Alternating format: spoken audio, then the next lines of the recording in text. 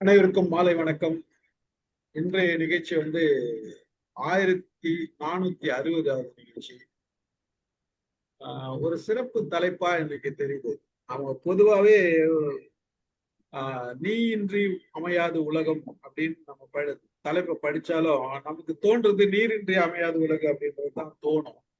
ஆனாலும் இங்க எடுத்துட்டாங்க அமுதா மேடம். நீன்னு கொடுத்துருக்காங்க. ஏன் கொடுத்தாங்கன்ற கேள்வி எனக்கும் தோணுச்சு. என்னன்றது தெரியாது. ஒரு வித்தியாசமான தலைப்பு தான் இன்னைக்கு. நீ இன்றி அமையாது உலகம் வித்தியாசமான தலைப்பு தான். என்ன சொல்ல வராங்க பார்ப்போம். நன்றி மேடம். வாங்க. எம்ஒஎம் தளத்தின் நிறுவனர் திரு ஸ்டீபன் ராஜ் அவர்களுக்கும் மற்றும் இந்த தளத்திலே என்னோடு பயணித்துக் கொண்டிருக்கும் என் அன்பு நட்புகளுக்கும் சொந்தங்களுக்கும் என் பணிவான வணக்கத்தை தெரிவித்துக் கொண்டு இன்றைக்கு நாம் என்ன பேச போகிறோம் என்பதற்குள் நுழையலாம் என்று கருதுகிறேன். நீ இன்றி அமையாது உலகு என்பது முகில் என்பவர் எழுதிய ஒரு புத்தகம். இந்த புத்தகத்திலே இருக்கக்கூடிய எல்லா செய்திகளையும் நான் உங்களுக்கு கொடுக்க போவதில்லை. தலைப்பை நான் எடுத்துக்கொண்டேன். அதிலே இருக்கக்கூடிய ஒரு சில செய்திகளை உங்களோடு பகிர்ந்து கொள்ளலாம் என்ற ஒரு எண்ணத்தில் மதியம் 3 மணிக்கு மேல் நான் இதற்கான தலைப்பை நம்முடைய ஸ்டீபன் சாரிடம் கொடுத்தேன். இப்ப அதுல என்ன அவரு சொல்றாரு அப்படின்னா, இந்த உலகத்துல நீ ரொம்ப முக்கியமானது, நீதான் ரொம்ப ரொம்ப முக்கியமான ஒருத்தி.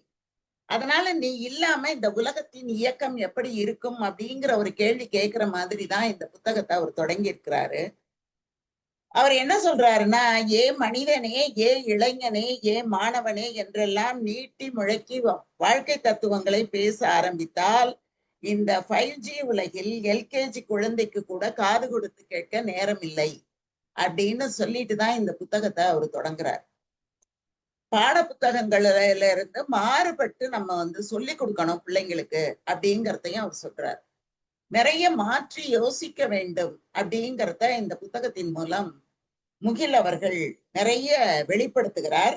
அது என்ன அப்படிங்கிறதான் நம்ம பார்க்க போறோம். இதுல மேலும் அவர் இன்னொன்று இதுல முக்கியமாக குறிப்பிடுவது என்ன அப்படின்னா, இது தன்னம்பிக்கையை போலியாக திணிக்கும் வழக்கமான புத்தகம் அல்ல அப்படின்னு சொல்றாரு. இப்ப தன்னம்பிக்கைன்னு சொல்லி எல்லாமே தன்னம்பிக்கை அப்படின்னு சொல்றோம். நம்ம எல்லாவற்றையும் தன்னம்பிக்கையின் மூலம் அடைந்து விடலாம் அப்படின்னு ஒரு போலித்தனமான எண்ணத்தை பொதுவாக நாம் திணித்து கொண்டிருக்கிறோம்.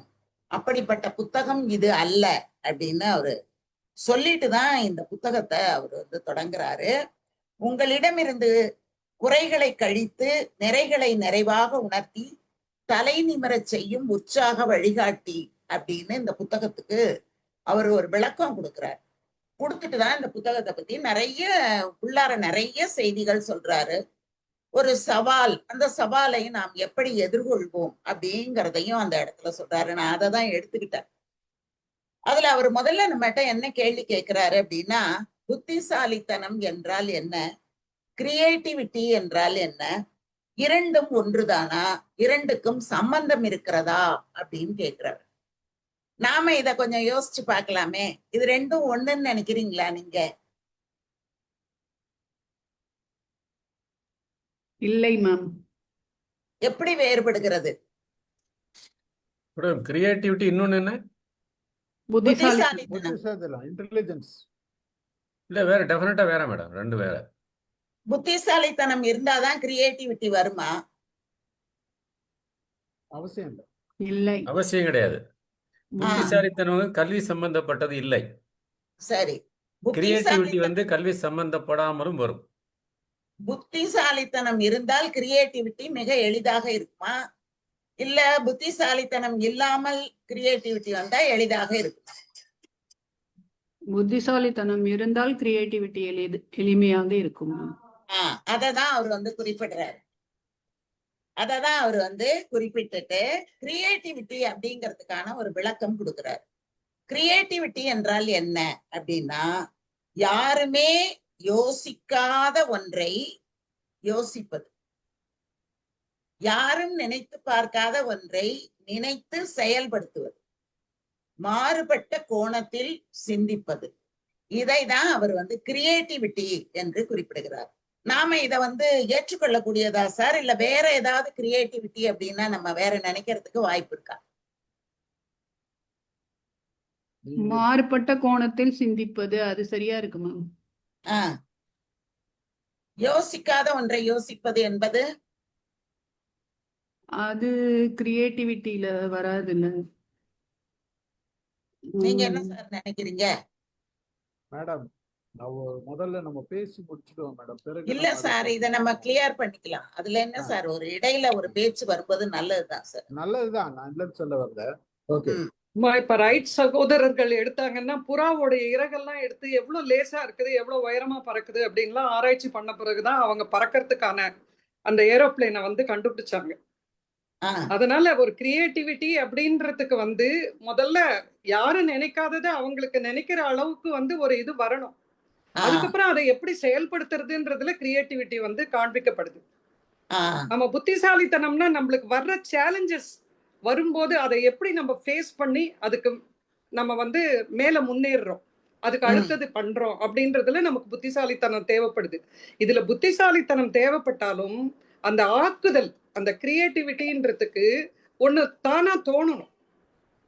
அதனால எனக்கு தெரிஞ்ச வரைக்கும் இந்த மாதிரி இருக்கிறது கிரியேட்டிவிட்டின்னு சொல்லுவோம். உண்மைதான். இப்படிதான் அவர் அந்த பகுதியை அவர் எடுத்துட்டு போகும்போது இப்படிதான் அவர் எடுத்துட்டு போறாரு. ஒரு சவால் ஒன்றை அவர் குறிப்பிடுறார். ஒரு ஆடியோ நிறுவனத்துல ஒரு மேலாளர் இருக்காரு. அந்த ஆடியோ நிறுவனத்துல என்ன பண்றாங்கன்னா, இசையால் நோய்களை குணப்படுத்த முடியும் அப்படின்னு வீடியோ தயார் பண்றாங்க. அந்த வீடியோவை தயார் பண்ணி அத விக்கிறாங்க, அந்த கடைகள்ல எல்லாம் விக்கிறாங்க. அதுக்கப்புறம் அவங்க என்ன தீர்மானம் பண்றாங்கன்னா, 7 நாள்ல 1500 காப்பி நாம வித்துடணும் அப்படின்னு முடிவு பண்றாங்க இந்த மியூசிக் தெரப்பிய. அங்க ஏற்கனவே 35 மியூசிக் சென்டர் இருக்கு. அந்த சென்டர்ல ஏற்கனவே விற்பனை நடைபெற்று கொண்டு இருக்கிறது. 35 கடைகள்ல ஒரு நாளைக்கு 3 டிவிடி வீதம் வித்தாங்கன்னா 7 நாள்ல 735 தான் விற்க முடியும். ஆனா 1500 விற்க வேண்டும் என்று அவர்கள் முடிவு செய்கிறார்கள். அப்போ இதை எப்படி அவர்களால் விற்க முடியும்? இதை எங்க கொண்டு போய் விற்கிறது? எப்படி இந்த விற்பனையை பெருக்குவது அப்படிங்கிற ஒரு சவால் அவர்களுக்கு வருகிறது. அப்போ இத ஏற்கனவே மியூசிக் கடைகள்ல கொண்டு போய் அதை விற்க ஆரம்பிச்சுட்டாங்க. இப்ப அதுக்கு மேல அங்க கடைகள் கிடையாது. ஆனா 1500 விற்று ஆக வேண்டும் அப்படிங்கிறத அவங்க முடிவு பண்றாங்க. இப்ப அதை அவர்கள் எப்படி விற்பது அப்படின்னு அவர்கள் யோசிக்கிறார்கள்.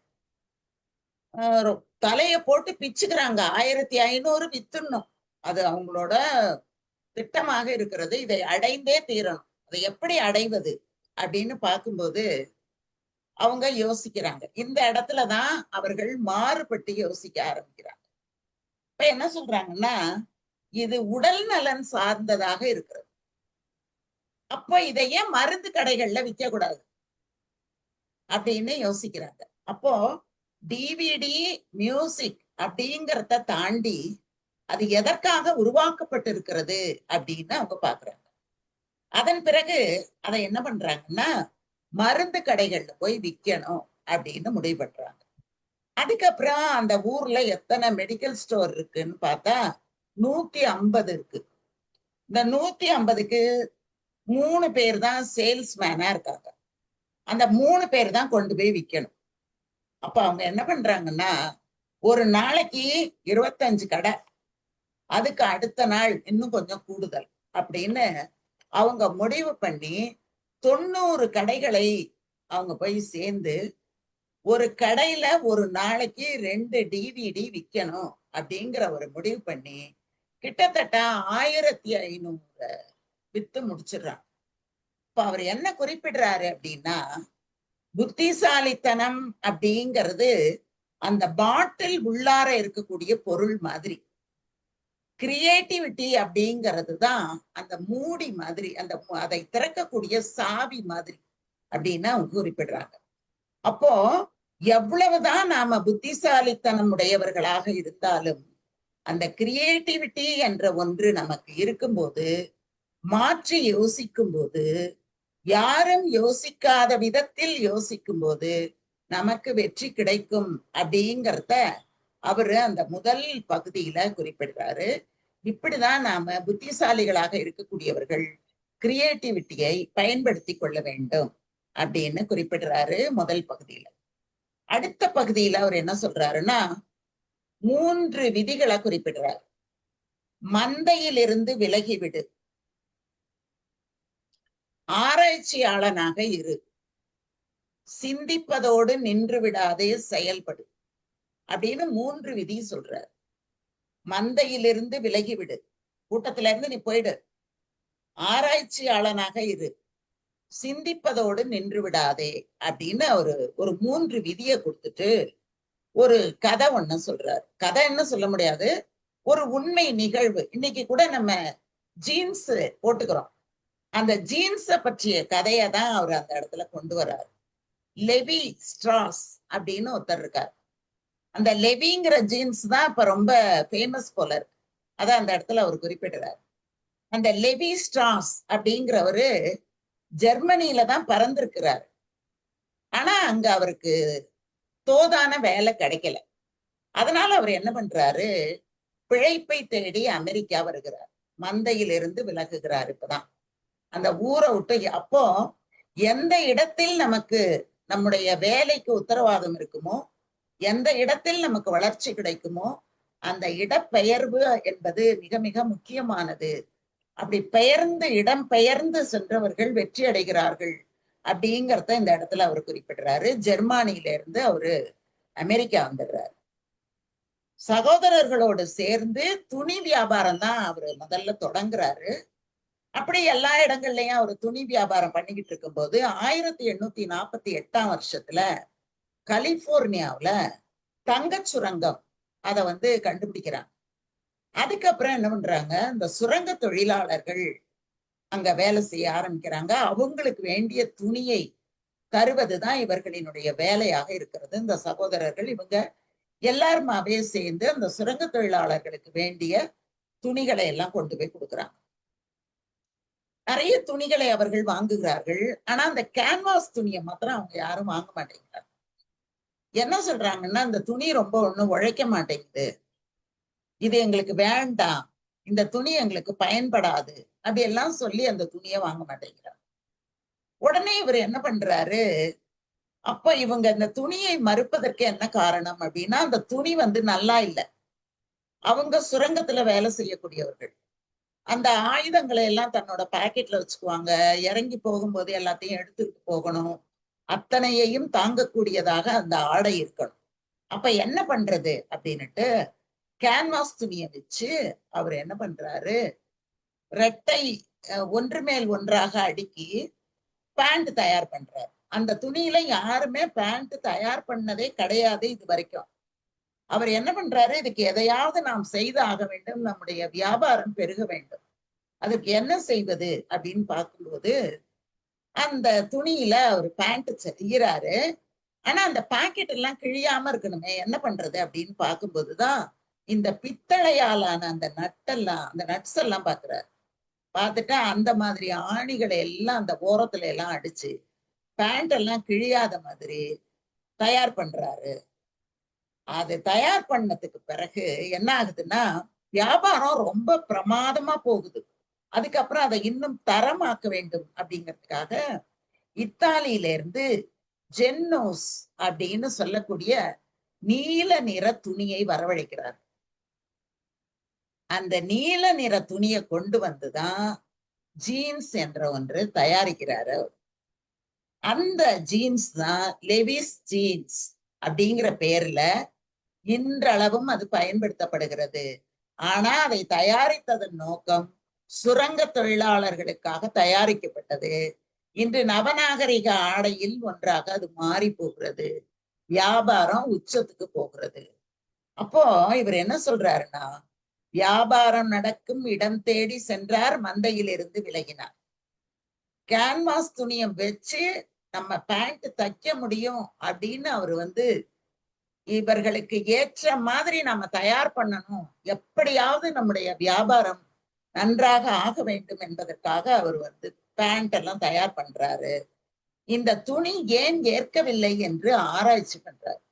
இந்த 3 விதிகளையும் யார் ஒருவர் பின்பற்றுகிறார்களோ அவர்கள் மிக உன்னதமான இடத்தை அடைவார்கள் அப்படின்னு இன்னொரு அத்தியாயத்துல அந்த செய்திய சொல்றார். அதோட இல்லாம அந்த லெவிஸ் இன்னொரு வார்த்தை என்ன சொல்றாரு அப்படின்னா, ஒரு நீர்த்துளியும் சேர்ந்துதான் மிகப்பெரிய கடலாக மாறுகிறது. அந்த மாதிரி நாம் செய்யக்கூடிய, நாம் யோசிக்கக்கூடிய சின்ன சின்ன விஷயங்கள் தான் மிகப்பெரிய வெற்றியை நமக்கு தருகிறது. எனவே சின்ன விஷயங்கள் தானே என்று நாம் ஓய்ந்து விடாமல் சிறு சிறு விஷயங்களை ஒன்றாக இணைக்கும் போது மாபெரும் வெற்றி நமக்கு கிடைக்கிறது அப்படின்னு அந்த பகுதியில சொல்றார். அதுக்கப்புறம் ஒரு பெண்ணை பற்றி குறிப்பிடுறார்.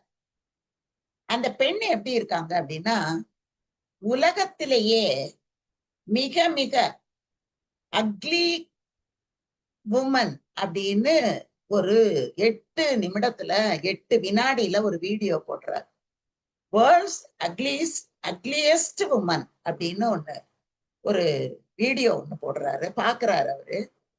அந்த 8 நொடி தான் ஓடுது. இந்த லிஸ்ஸிங்கிறவங்க லேடி அவங்கதான் அதை பாக்குறாங்க. யார் அது அப்படின்னு பார்த்தா 40 மில்லியன் பேரு வியூஸ் வந்திருக்கு அந்த வீடியோக்கு. உடனே 8 வினாடி ஓடக்கூடிய உலகத்திலேயே மிக அழகே இல்லாத ஒரு பெண் என்று போட்டு 40 மில்லியன் மக்கள் பார்த்திருக்கிறார்களே.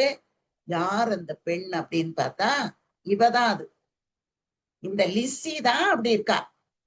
அவளைதான் அந்த மாதிரி போட்டு உலகத்திலேயே மிக மிக அசிங்கமான அழகற்ற ஒரு பெண் என்று போட்டு எல்லாரும் பார்த்துக்கிட்டு இருக்காங்க. பார்த்தது மட்டும் இல்லாம இவளை இன்னும் என்னத்துக்கு அவங்க அப்பா அம்மா உயிரோட வச்சிருக்காங்க, கொல்லலையா இவளை அப்படின்னு கேக்குறாங்க. நீ தற்கொலை பண்ணிக்கிட்டு செத்து போயேன் அப்படின்னு சாகறதுக்கான வழிமுறைகள் எல்லாத்தையும் அந்த கமெண்ட்ஸ் பாக்ஸ்ல கொடுக்குறான். நீ எப்படியெல்லாம் செத்து போலாம் அப்படின்னு கொடுக்குறான். அந்த பெண்ணு எல்லாத்தையுமே பார்த்துக்கும் போது அவளுக்கு அழுகை வருகிறது. ஏன்னா அந்த பெண்ணுக்கு ஒரு நோய் உடம்புல இருக்கு. அந்த நோய் என்னன்னா, உடம்புல தசையே வராது. அவளுக்கு தசையே பிடிக்காது. கொழுப்பே அந்த உடம்புல தங்கவே தங்காது. சாப்பிட முடியாது அவளுக்கு. எந்த நாளும் நோய் தான். அவளுக்கு வந்து நோயை தடுக்கும் ஆற்றல் அவளுக்கு இல்லை. அதனால அவளுடைய தோற்றமே பார்ப்பதற்கு மிகவும் அழகற்ற நிலையில இருக்கு. அதனால அவ ரொம்ப மனம் வருந்திய நிலையில தான் இருக்கா. இத பார்த்த உடனே அவளுக்கு ரொம்ப வருத்தமாகிறது. வரிசையா ஒவ்வொன்னா படிச்சுக்கிட்டு வரா. அதுல ஒரே ஒரு ஆள் எழுதியிருக்காரு அந்த 40,000 பேர்ல. அப்ப அவ எப்படி அதை வந்து படிச்சுட்டு வந்திருப்பா, அவளுடைய மனம் எப்படி இருந்திருக்கும், அவள் எதை தேடி படித்தாள் அப்படின்னு நம்ம பார்த்துக்கிட்டே வரும் பொழுது அதுல வந்து ஒருத்தர் எழுதியிருக்காரு, இந்த சிறுமியை விட்டு விடுங்கள், இவளை பத்தி எதுவும் பேசாதீங்க, அவளுக்கு என்ன பிரச்சனை என்று பாருங்கள் அப்படின்னு ஒருத்தர் மட்டும் எழுதியிருக்காரு. அது அவளுக்கு ஒரு நம்பிக்கையை ஏற்படுத்துகிறது. அப்படின்னா நாம் சொல்லக்கூடிய ஒற்றை வார்த்தை நேருக்கு நேர் இல்லைன்னா கூட பின்னாலே தரக்கூடிய ஒரு வார்த்தை ஒரு பெண்ணுக்கு எவ்வளவு ஒரு உற்சாகத்தை கொடுக்கிறது அப்படிங்கிறது நமக்கு தெரியுது. அதே மாதிரி அந்த பெண் தான் அழகற்றவள் அப்படின்னு இத்தனை பேர் பார்த்திருக்கிறார்களே அப்படின்னு அவள் மனம் வருந்தி என்னெல்லாம் எழுதியிருக்காங்கன்னு அவ படிச்சு பார்த்தா அப்படின்னா, எங்காவது ஒரு நட்சத்திரம் கீற்று நமக்கு தெரியாதா அப்படிங்கிற ஒரு நம்பிக்கையாக கூட இருந்திருக்கலாம். அந்த மாதிரி அவள் பார்த்து கொண்டே வர்றா. அதுக்கப்புறம் அவளுடைய மனசுல ஒரு நம்பிக்கை வருகிறது. என்னுடைய தோற்றத்துக்கு நானா காரணம்? என்னுடைய தோற்றத்தில் பிழை கிடையாது. அது வந்து இயற்கையே அமைத்து கொடுத்தது. இததான் இப்ப கூட எல்லாருமே என்ன பண்றாங்கன்னா, தோற்றத்தை வைத்து கேலி செய்வது, உருவ கேலி செய்வது அப்படிங்கிறது இன்றைக்கு மிக சாதாரணமாக எல்லோராலும் சொல்லப்படுகிறது. மற்றவர்கள் மனம் வருந்துவார்களேங்கிற ஒரு சிறு கவலை கூட இல்லாமல் எல்லாருமே உருவ கேலிங்கிறத பண்றாங்க. ஆனா அத்தகைய உருவம் உடையவர்கள் எவ்வளவு வருத்தப்படுவார்கள் அப்படிங்கிறத பற்றி யாரும் கவலைப்படுவதில்லை. அதுக்காக இந்த செய்தியை அவர் சொல்றார். அவன் நினைக்கிறா, என் தோற்றம் பிழை அல்ல, நான் தோற்று போனால்தான் பிழை.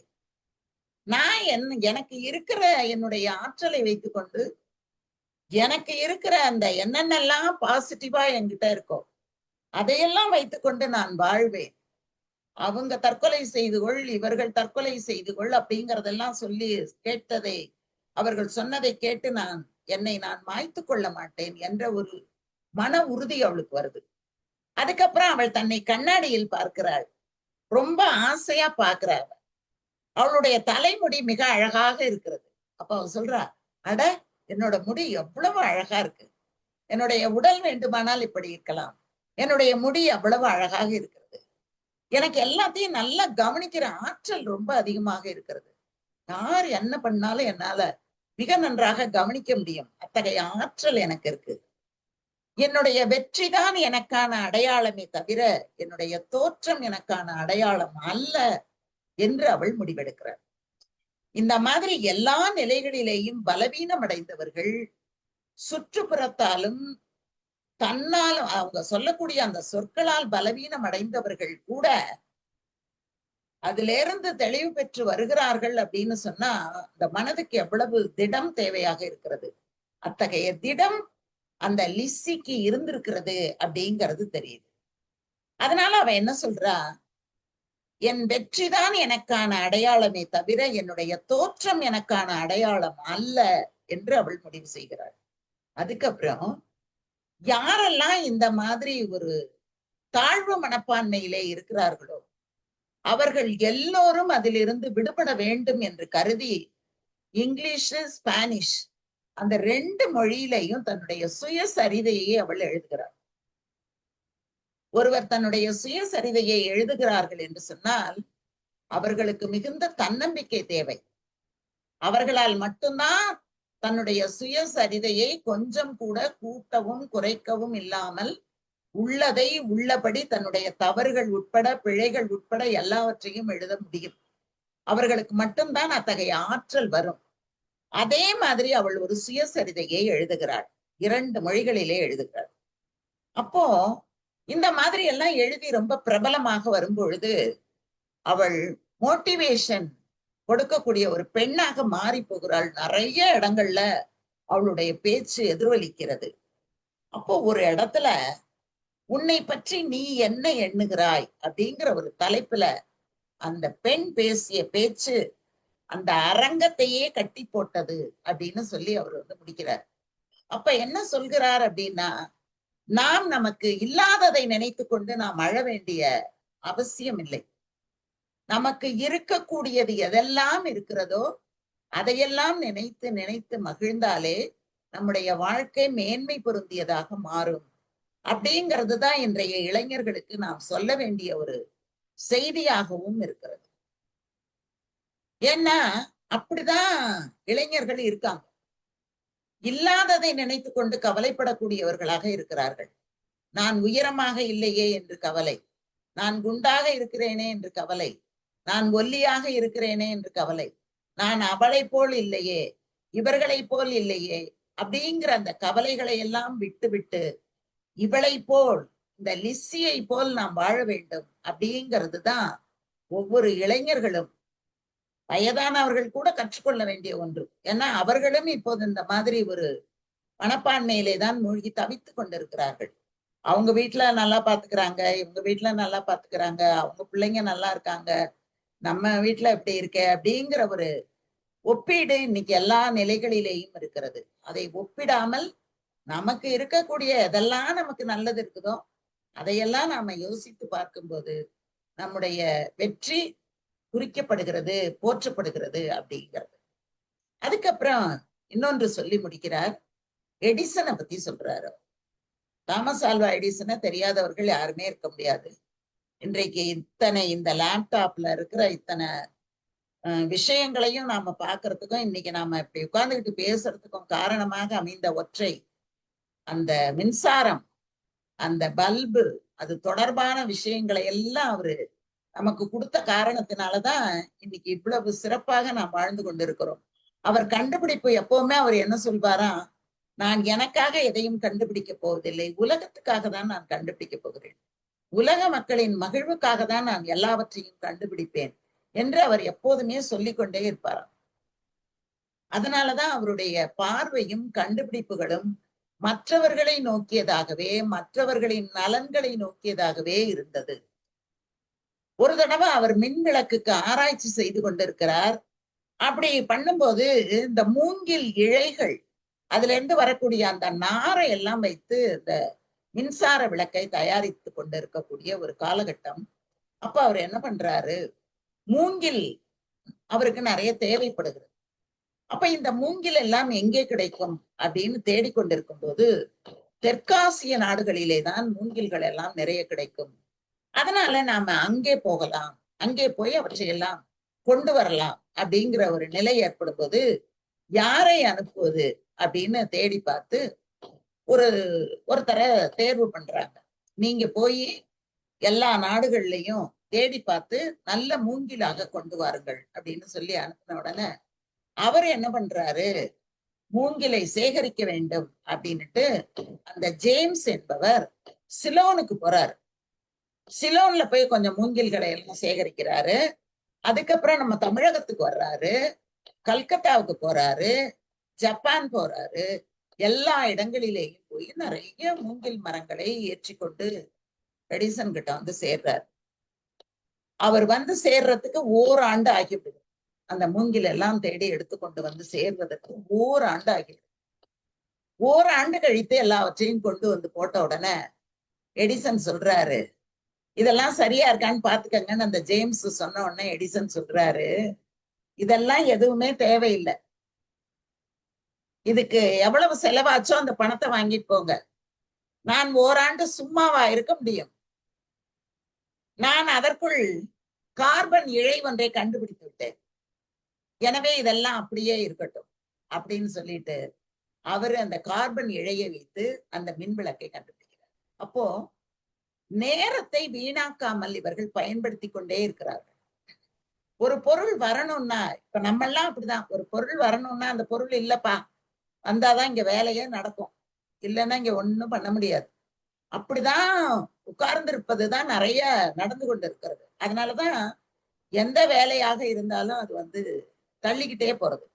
நான் கூட பார்த்திருக்கேன், நான் வேலை பார்க்கும்போது ஏதாவது ஒரு முக்கியமான ஏதாவது ஒரு கையெழுத்து வாங்கணும் அப்படின்னு ஆபீஸ் போனோம்னா சரி, இல்ல ஏதாவது ஒரு சாங்ஷன் ஆகணும், ஐயா அவங்க இல்ல, அதெல்லாம் பாக்குறதுக்கு நேரம் இல்ல, அவங்க ஒரு வாரம் கழிச்சுதான் வருவாங்க, நீங்க ஒரு வாரம் கழிச்சு வாங்கிட்டு போங்க அப்படின்னு சொல்லுவாங்களே தவிர, அதற்கு பதிலாக மாற்றாக வேறு ஒருத்தர் இருந்து அது முக்கியமானதா முக்கியம் இல்லையா, அதை உடனே என்ன பண்ணணும் அப்படின்னு எல்லாம் யாரும் பாக்குறது இல்லை. ஒரு கடைக்கு போனோம்னா கூட அப்படிதான், ஆள் இல்லப்பா வந்த அப்புறம் தான் அப்படின்னு சொல்றவங்களதான் நம்ம பாக்குறோம். இந்த மாதிரி எல்லாத்துக்குமே காலதாமதம் நம்ம செஞ்சுக்கிட்டே இருக்கோம், இது இருந்தாதான் இதை முடிக்க முடியும் அப்படின்னு நம்ம சொல்றோம். ஆனா எடிசன் அதுக்காக காத்துக்கிட்டே இல்லை.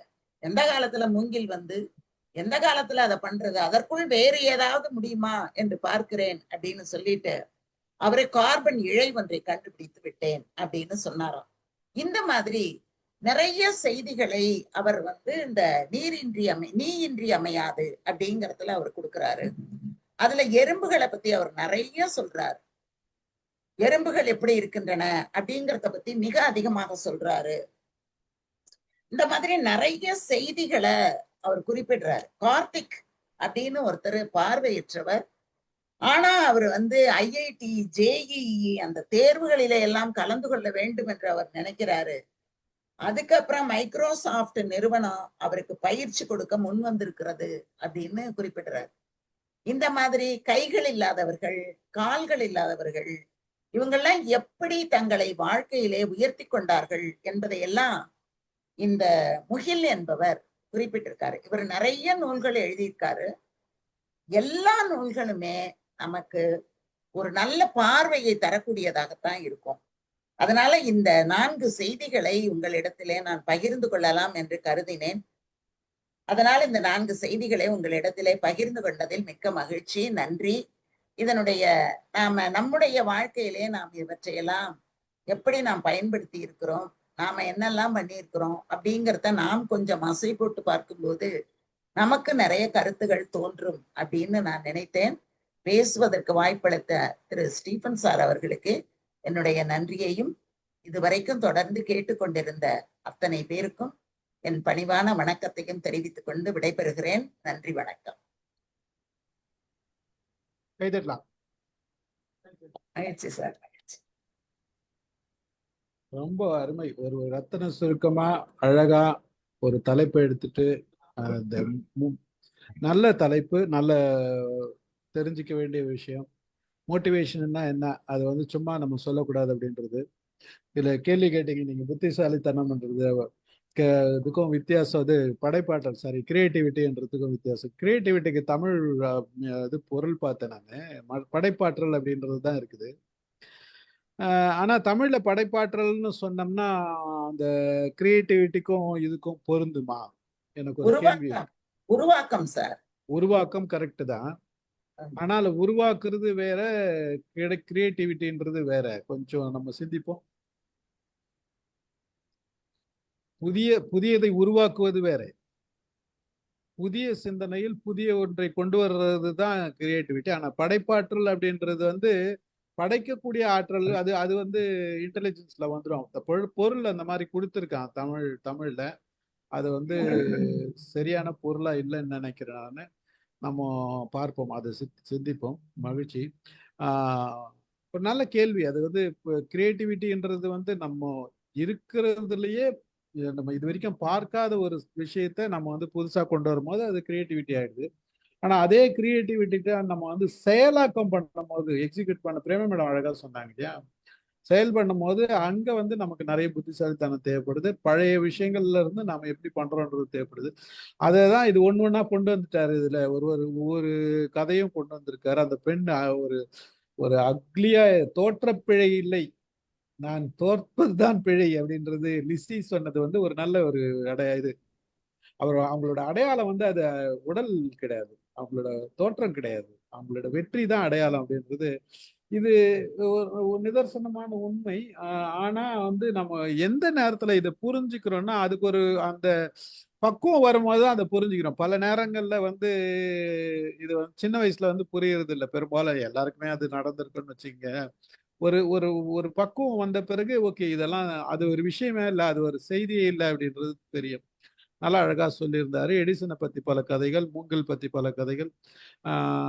நேரத்தை வீணடிக்க கூடாது அப்படின்றது ரொம்ப ரொம்ப முக்கியம். அது அது இயங்கிக்கிட்டே இருக்கிறவங்களுக்கு நேரத்தை பத்தி கவலைப்பட மாட்டாங்க. அவங்க பாட்டுன்னு ஏதாச்சும் செய்துட்டே இருப்பாங்க, தொடர்ந்து போயிட்டே இருக்குன்னு வச்சுக்கோங்க. அதுல அப்புறம் இந்த இன்னொரு செய்தி வந்து, நான் அந்த சுயசரிதை எழுதுறது வந்து உண்மைதான். அது சுயசரிதைன்னு சொன்னா அதுல உண்மையும் இருக்கணும், அதுல நம்ம செஞ்ச எல்லாமே இருக்கணும், அதுல நம்மளோட பாசிட்டிவும் இருக்கணும், நெகட்டிவும் இருக்கணும். நம்ம அது உண்மை. அதுக்கு எழுதணும்னா ஒரு தன்னம்பிக்கை வேணும், ஒரு துணிச்சல் வேணும். அதுவும் வந்து பக்குவம் வந்து நமக்கு ஒரு ஒரு ஒரு வளர்ச்சி அடைஞ்ச பிறகு அந்த பக்குவம் வந்து இதெல்லாம் ஒரு விஷயம் இல்லை, நம்ம சொல்லலாம், இயல்புதான் இது, வந்து நம்ம தவறு செய்யறதுன்றது இயல்புதான் அப்படின்ற மனநிலைக்கு வர்றதும் இயல்புதான். அப்போ இந்த தலைப்பு நம்ம ஒவ்வொருத்தரும் வந்து இந்த மாதிரி நம்ம சிந்திச்சோம்னா நீ இன்றி அமையாது உலகு. நல்ல ஒரு அது. மகிழ்ச்சி மேடம், நல்ல உரை கொடுத்தீங்க, நிறைய பேசுவோம். பிரேமா மேடம் பேசுறீங்களா? உண்மையிலேயே படைப்பாற்றல் நீங்க சொல்ற மாதிரி அந்த உருவாக்கம் எப்படி இருந்தாலுமே சார், நமக்கு வந்து அந்த சேலஞ்சஸ் எல்லாம் ஃபேஸ் பண்றதுக்கு கொஞ்சம் புத்திசாலி, ஐயோ ஓடி போயிடக்கூடாது, அந்த தோல்வியை பார்த்து ஓடி போயிடக்கூடாது, அதை சமாளிக்கிறதுக்கான அந்த ஒரு இதுக்கு நமக்கு இன்டெலிஜென்ஸ் கொஞ்சம் தேவைப்படுது. அது நீங்க சைக்கலாஜிக்கலா நீங்களுமே இது பண்ணிக்கிறீங்க.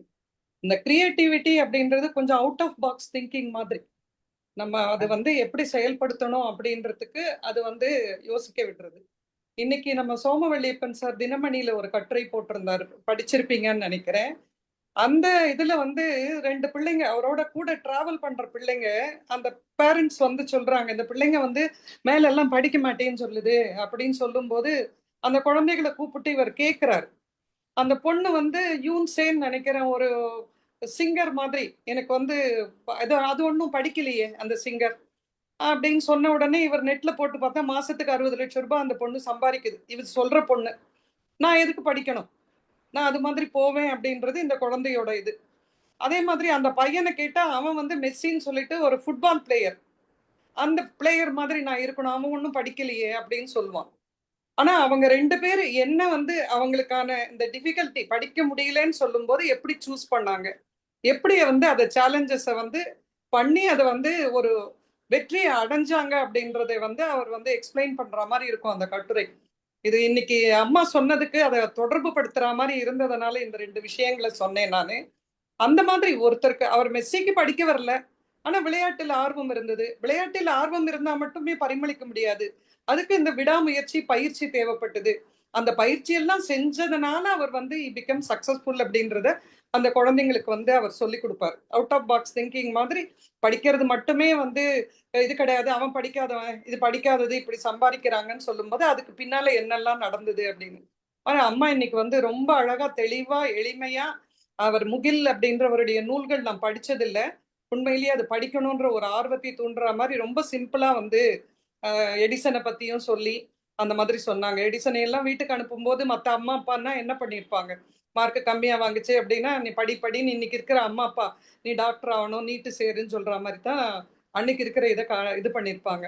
ஆனா அவங்க எப்படி அந்த குழந்தைய ஹேண்டில் பண்ணதுனால இன்னைக்கு வந்து உலகத்துக்கே ஒரு பெரிய ஒரு விஞ்ஞானி கிடைச்சாரு அப்படின்றது, இதெல்லாம் ஒரு பெரிய விஷயங்கள். ரொம்ப ரொம்ப அழகா, அதுவும் குழந்தைகளுக்கு கொண்டு போய் சேர்க்கிற மாதிரி எளிமையா வந்து சொல்லியிருக்காரு அப்படின்றதெல்லாம் இந்த புத்தகத்துல அம்மா சொன்ன விவரங்களை வச்சு, அமுதாம்மா சொன்னதை வச்சு தெரியுது. ரொம்ப சிறப்பா இருந்ததுமா, ரொம்ப நல்லா இருந்தது.